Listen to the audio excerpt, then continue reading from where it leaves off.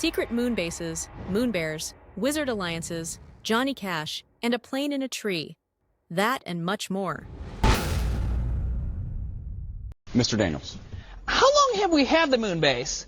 And are these bears Earth bears, or are they from the moon? I'm sorry, I'm not at liberty to disclose how long we have had this moon base at this time. We do believe these to be Earth bears. We have no reason to believe these to be lunar bears or even Saturn bears. Todd Albright, PBS. There's Saturn bears? I am also not at liberty to go into the various types of woodland life forms on Saturn or any of the other 12 planets. 9 planets. I've said too much already. What I can show you is the images that have been beamed down to us from the Odyssey satellite system just a couple hours ago. This is the view out of the front door of the United States secret moon base. This was taken yesterday before we discovered the bear problem. And this one was taken just a couple hours ago. So, as you can see, bears everywhere. Mr.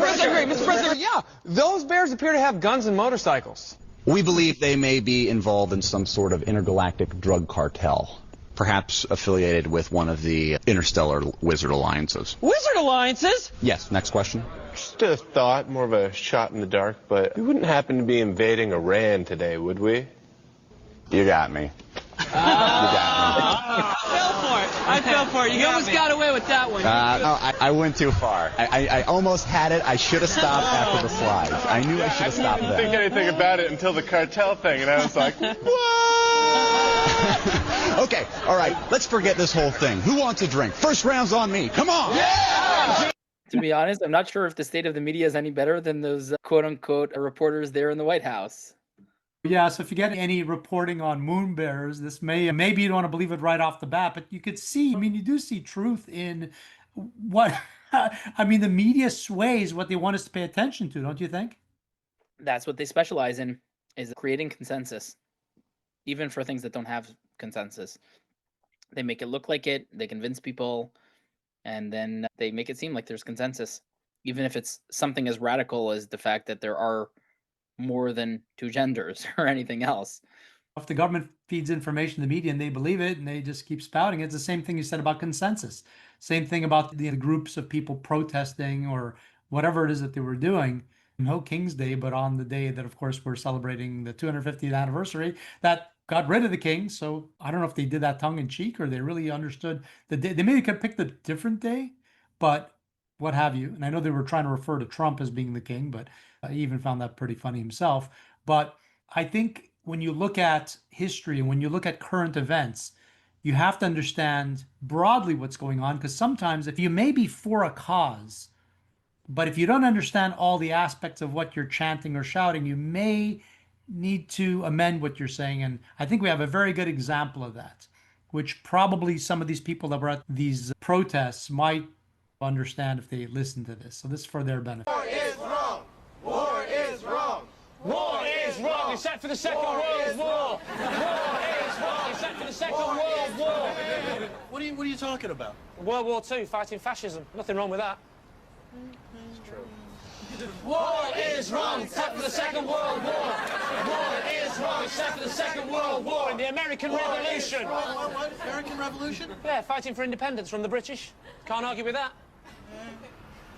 War is wrong, except for the Second World War and the American Revolution. War is wrong, except for the Second World War and the American Revolution and the Crimean War. And there was the 100 Years' War as well, wasn't there? Look, come here, I've got an idea. Kill, kill, kill. It's hysterical. Things can change. So you see how things can change. It's important to have all the information. And it is, like you said, about when people try to bring consensus, you gotta, I don't know, it could be good or bad as long as the people understand what they're agreeing to or not. And that's the thing about peace through strength is, like we said, there are some wars that are justified, right? And you have to be willing to fight those wars in order to avoid the less justifiable wars. I think what's very important here is that if the United States comes out strong in destroying Iran, it will deter China. extremely deter China. If they see that Israel has been able to beat up one of their closest allies, and again, there is no way that China is getting into this war involved with Iran. They don't want Iran to have nuclear weapons either, the Chinese, because they know how crazy the Muslims are. They round all the Muslims up in China and put them in horrible camps. China is not coming to support Iran, but if China sees that America's puppy, the Israelis, can crush Iran, then they will be very fearful to invade Taiwan and get into war with the United States, especially if they see that the US does come to the aid of Israel and does help with the final crush of Iran. I think this can basically save us from World War III because it can deter everybody else, including the Russians and the Chinese, from acting up again if they see that America's strong. So that sentence of peace through strength, that is 100% true, but first you got to prove it. Otherwise, nobody will believe you. And under Biden, nobody believed that peace through strength, right? So America seemed weak. And like we said, like we saw here, there are some wars that are justified, right? Maybe I would add the Civil War, because freeing slavery, what's more justified than that, right? So there are a lot of justifiable wars, and the fight against Iran is one of those justifiable wars. So it's, whereas like a war between China and America, hopefully it won't be justifiable, because hopefully it won't happen, right? It can be avoided. Whereas when you're dealing with these radical jihadists, there's nothing but to speak their language, and their language is violence, unfortunately. That's really the only language they understand. And sometimes people have some great ideas, and at the time it sounded like a great idea, but history will tell. Here's an example of that. Nope, that's not rain. Somebody shot our water tower, shot the silhouette of Johnny Cash in a very sensitive area. Standing proud, holding a guitar, and emptying this 50,000-gallon water tank all over Kingsland. That's some great targeting, I gotta say. He aimed right in place to cause Johnny Cash to pee endlessly. It's an old video, and of course it had to go put a big cork in that or something. That's the problem. But you just got to remember, it might sound like a good idea at the time, maybe over a couple of drinks or what have you. Certainly didn't hurt their aim, but then after the fact, it can only be funny for so long. So I think the important thing is you have to think of the long-term consequences of everything somebody does. I think that's important in general. I think that as we look at these things, people wonder why some decisions are or aren't made, sometimes because you have to calculate 2 and 3 years out what the consequences are. So sometimes even benign things like going to a remote control airport to fly your little plane, you never know what's going to happen. It all depends on who's got your back. That's why we're talking about Israel, the United States. Bottom line is, in life, I think you always have to ask yourself, something goes wrong, who has your back? Let's see who has this guy's back. Somebody's flying an RC airplane down there. He's got him a little runway map. That's just perfect. I love it. Uh-oh, he just crashed. He just crashed. Did he really? I swear to God he did. Right in the trees.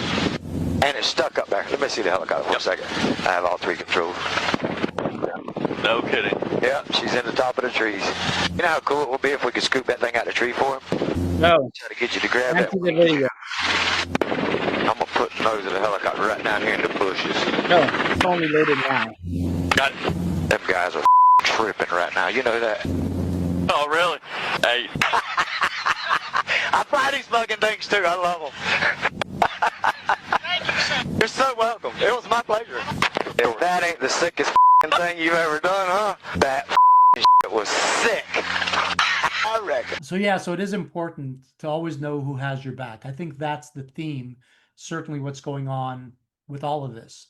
And you just never know. I think in life, you always should plan, understand that there's consequences, and try to make sure you got someone that might have your back. And when you can have someone else's back, always try. True. That's what real friendship is about. Yeah, and I think that's unfortunately what gets forgotten. People are, I think, losing sight of some of this. The old-fashioned days, we'd hold doors for people, and I don't know, there was just more common courtesy. But all this negative talk of law enforcement, and listen, there are issues, but a lot of these people are just doing their jobs. And we have to remember that all the things that law enforcement does, that they do, you never hear about it. I have a clip that we pulled up here from last year. Pouring rain. No one would want to be out in the rain. No one would want to stop. And there's this older looking German Shepherd caught in traffic in the rain. And let's see what happens. You have a Tennessee highway patrolman stops their vehicle, keeps the traffic stopped, and allows that dog, which the dog had smart enough to do the right thing, so saw an open door in the car and Jumped said, "I'm in. getting in there." Yeah, at least they didn't. At least they didn't have to force the dog in, because that is Nope. sometimes what happens. But yeah, what a beautiful video, and what a hero. Just a reminder to thank the people that protect us, whether it's you see a soldier or an officer or an EMT. We both used to be. It's important to thank people for their service. It doesn't cost anything, doesn't hurt, so why not? To all those who serve or have served, thank you. Be sure to watch all our other clips and shorts and the whole episode 15 of the Yojo Show podcast.